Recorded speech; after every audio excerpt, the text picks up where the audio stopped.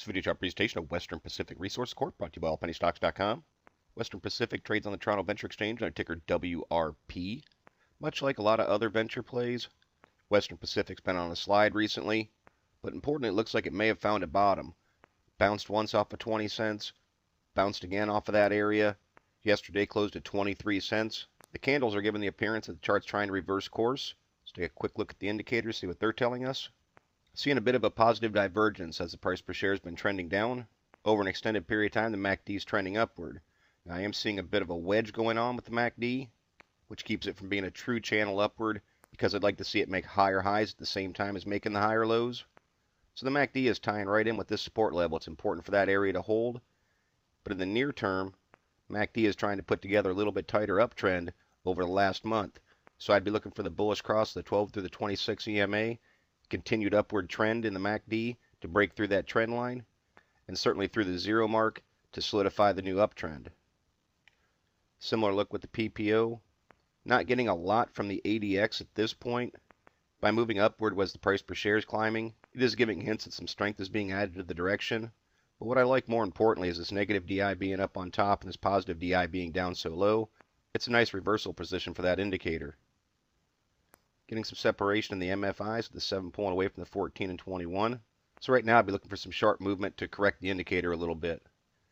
Accumulation distribution in a downward channel, but nothing too steep over the last month, making some higher highs. Jacob money flow shows that a little bit more clearly. See over a couple months trending back towards zero, now moving into the green. That tells me that over the last 20 periods, buying pressure has outweighed selling pressure. CCI climbing its way back through negative 100. Bottom feeders, that's what they look for. And the full stow, a gauge of momentum, over the last couple months, is indeed putting together an upward channel with higher lows and higher highs. Right now, kind of middle of the road. I'd want to see it hold over top of 50, not necessarily come back down to the bottom side of this channel, because holding over 50 is a sign of bullishness. Tricks also over the last month, making a little bit of an uptrend. RSIs, with the climb back off of this closing at 21 cents to hop right back up to 23, the RSIs have moved sharply. As always, a key point in this indicator is to break through and hold above 50. It's pretty clear to see when it's holding below 50, the momentum is very bearish. So I look for it to hold over top of 50 to show bullish momentum. As far as the candles go, there certainly is a very bottom support at 16.5 cents, but I'd come much closer to up around that range of 20 cents. At the close of any day, I'd want to see the price per share over top of that. Any close below that could mean this chart's going to come down here and challenge the 16.5. But this is a thinly traded stock. You can see 4,000 shares traded yesterday. That's a little bit below average, but it's a thin stock with a low outstanding share count. And because of that, it can move real easy with very little buying or selling pressure. So I'd have my eye peeled on the 20 cent mark as a bottom support, and I'd want to see that stay intact. To the upside, it is facing a little bit of resistance right there where it closed at 23 cents yesterday. It's what I'd call a secondary resistance.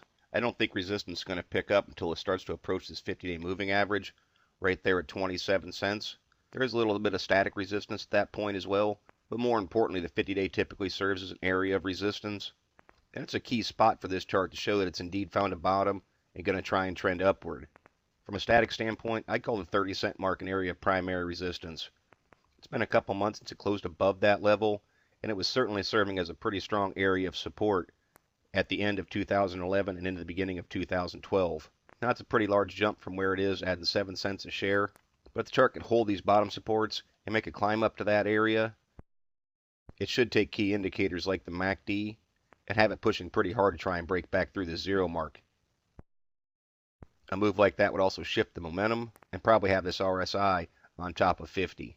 Those are the type of things that I'll be looking for in the WRP chart, but as always, it's merely my interpretation. I'm not a financial consultant and strongly encourage you to do your own proper due diligence. Consult with a qualified financial advisor before making any investment decisions. Past performance is not a guarantee of future results. Please visit the allpennystocks.com website to view the full disclaimer disclosure. And do not base any investment decisions upon any material found on the website and or this video chart. No person employed by All Penny Stocks is a registered investment advisor or licensed broker-dealer. Thank you for watching and trade smart.